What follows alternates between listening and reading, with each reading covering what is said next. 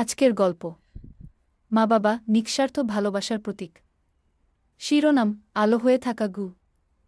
রিফাতের বয়স তখন ৮।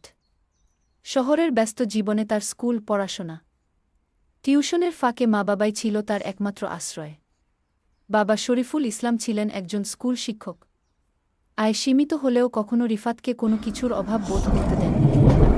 মা রওশন আরা ঘরের সব কাজ সামলে রিফাতের পড়াশোনার দিকে খুব যত্ন নিতেন।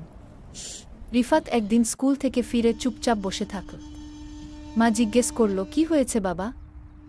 রিফাত বলল, আমার এক বন্ধুর নতুন বাইসাইকেল হয়েছে, সবাই মিলে ওটা চালাচ্ছে, আমি চুপচাপ দাঁড়িয়ে থাকি।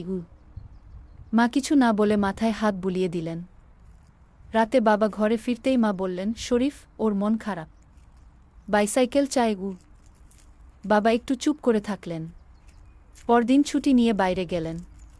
কিছুদিন পর রিফাত দেখল একদিন বাবার পুরনো মোবাইল বিক্রি হয়ে গেছে। মা কিছু পুরনো শাড়ি প্যাক করছেন।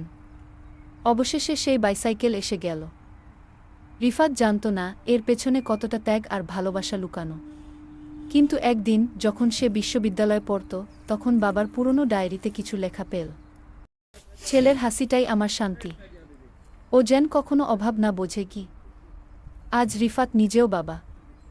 এখন সে বুঝে মা বাবার দায়িত্ব শুধু খাবার আর জামা দেওয়া নয়, বরং তাদের দুনিয়া গড়ার ভিত তৈরি করা।